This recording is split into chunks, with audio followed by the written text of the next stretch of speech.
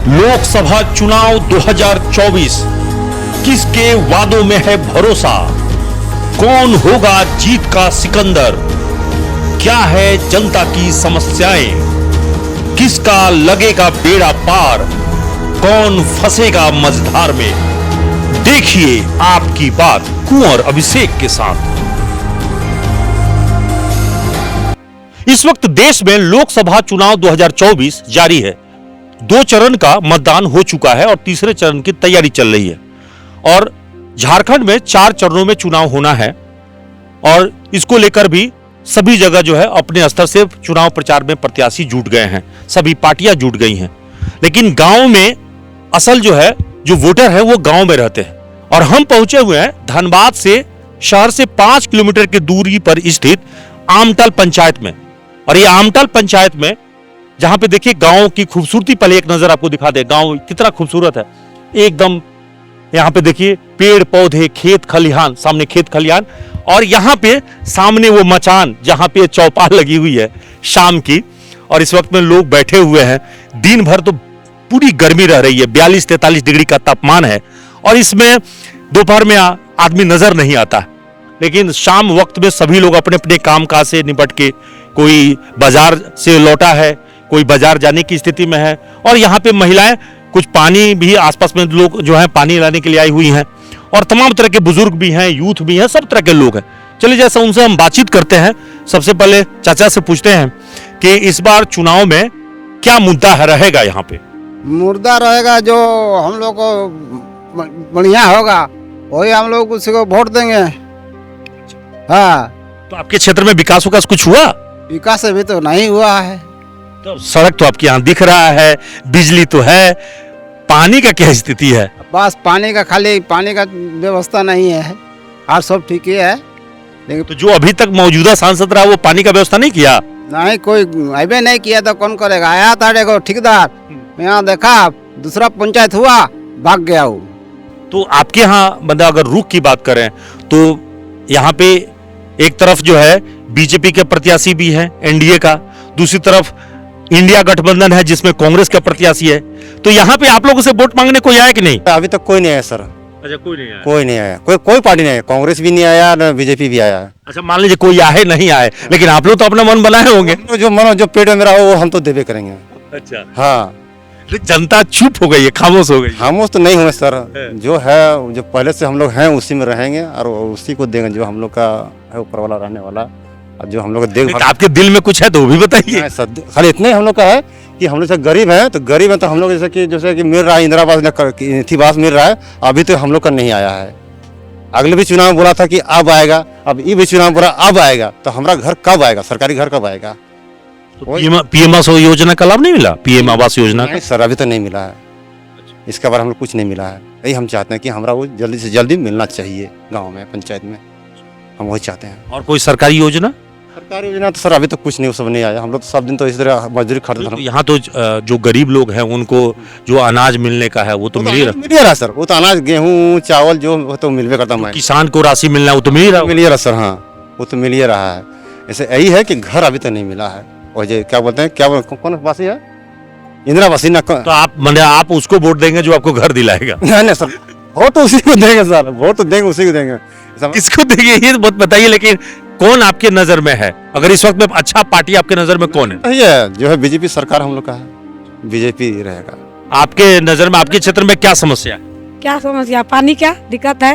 वो तो दिख रहा है, आप माथे पे तो है तसला आप लेके घूम रही है।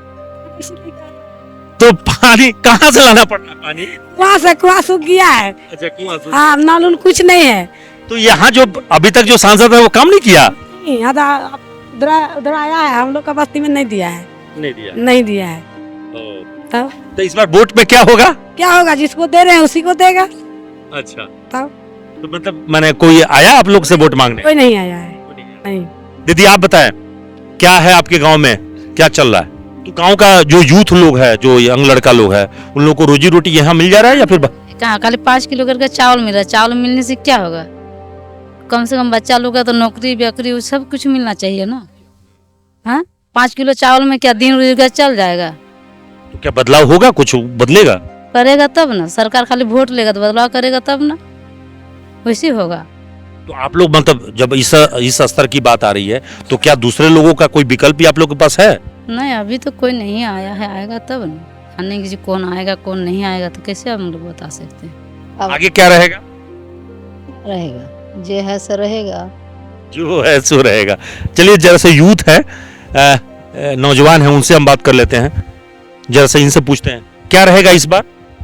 सर क्या रहेंगे, यही रहेंगे जो जैसे कि मान लीजिए कि आगे का आर्थिक स्थिति है वो बदलना चाहिए, थोड़ा बढ़िया सा होना चाहिए। आपकी बार जो सरकार आएंगे थोड़ा गांव में ध्यान देना चाहिए। तो क्या पोजीशन रहेगा इस बार?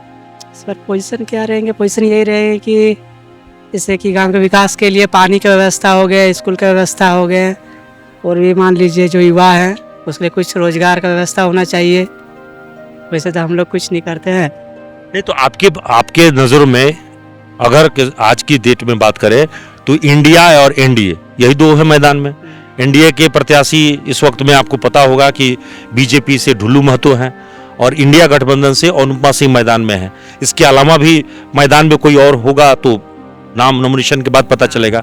आप लोग के नज़रों में कौन है? हम लोग के नज़र में तो अभी तो इसका निर्णय नहीं ले पाए अभी तक। सब लोग अच्छा बोल के आता है, मगर अभी जब वोट मिल जाता है उसके बाद तो वो बोल जाता है। नहीं तो धनबाद के लिए तो दोनों नया है, चाहे ढुल्लू जी आए हों या अनुपमा आई हो, दोनों तो नए। यहाँ के लिए तो नया है, यहाँ के पहले से तो वो चुनाव यहाँ लड़े नहीं है धनबाद लोकसभा में। नहीं लड़ा। देखिए यहाँ पे जो खड़ा होगा अच्छा काम करे उसी को वोट देंगे। आपके क्षेत्र में अभी तक तो कोई उम्मीदवार नहीं आया है चुनाव प्रचार में, लेकिन आप लोगों ने तो मन में बनाया होगा कि भाई किसी एक को हमको या तो बीजेपी के प्रति जाना है या कांग्रेस के प्रति जाना है। कोई ना कोई इंडिया या एनडीए में से कोई तो एक सोचा होगा आपने। तो हम लोग ये निर्णय अभी नहीं लिए हैं और हम लोग सोच भी नहीं किए हैं कि किसको देंगे, और किसको भी देंगे, जिसको देंगे ना हम लोग बोलेंगे नहीं। क्यों देंगे, फिर बोल के नहीं देंगे वोट। चुपचाप, ये अपना गुप्त मतदान है, अपना गुप्त करेंगे हम लोग। ये बहुत बढ़िया बात बोला है कि ये गुप्त मतदान है और गुप्त ही रहेगा। जो हमको अच्छा लगेगा उन्हीं को देंगे। बताने से गांव में झगड़ा भी होता है क्या? ऐसे नहीं होगा। आपको बोलेंगे आपको देंगे तो अगला वाला हमको विरोध कर देगा तुरंत, मेरा खाना पानी बंद कर देगा, तो आप आइएगा हमको देने के लिए। सही बात है, बुद्धिमानी है कि बोलना नहीं है। वोट जिसको भी देना बोलना नहीं, बात सही है ना? बोल दिए तो मेरे भैया, हम क्या बोले, भाई तो बोलिए दिए जो बोलना था। तो ये नहीं है, हाँ, वोट देने का वोट तो देना ही है।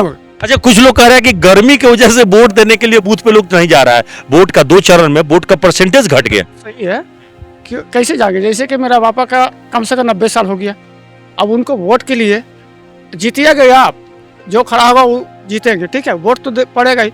और उसके लिए लाने का कोई साधन नहीं है, कैसे आएगा? पैदल चल नहीं सकता, उसको तो लाना पड़ेगा। तो ये सब का सुविधा है ही नहीं। कितना दूर है बूथ आप लोग का? वोट हम लोग का 1/2 किलोमीटर। 43-44 डिग्री तापमान। चलिए, तो वोट लेकिन गिराने जाना चाहिए। वोट देना चाहिए, वोट खत्म नहीं करना चाहिए किसी का भी। एक अधिकार है वोट देने का, हम लोग एक अधिकार वोट देंगे। देखिए, गांव वालों से सीखिए, जो लोग वोट नहीं गिराने जाते हैं उनसे गांव वालों से सबक लेना चाहिए। कह रहे हैं कि वोट हमारा अधिकार है और वोट गिराने जाना चाहिए। बिल्कुल सही बात है ना सर?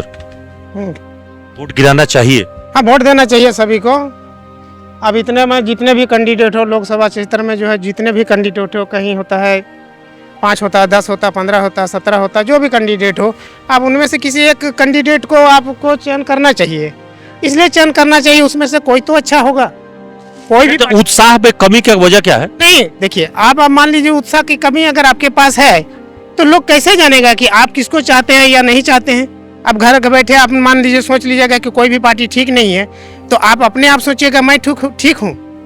आप किसी एक को तो चयन करना होगा। रोजी रोटी लेकर क्या यहाँ पे अभी है चर्चा? देखिए, रोजी रोटी जो है 2 तरह के हम मानते हैं। एक तो गांव के लोग जो है छोटे छोटे रोजगार चाहते हैं, चाहे मनरेगा हो, चाहे छोटे छोटे कल कारखाना हो, वो खोला जाए। और जो लड़के हैं, जो लड़कियां हैं, जो शिक्षित हैं, जो पढ़े लिखे हैं, जो नौकरी के लिए कार्य कर रहे हैं, उन लोग के लिए जो है नौकरी चाहिए। तो पलायन एक बड़ा समस्या बन गया। हाँ, पलायन तो है।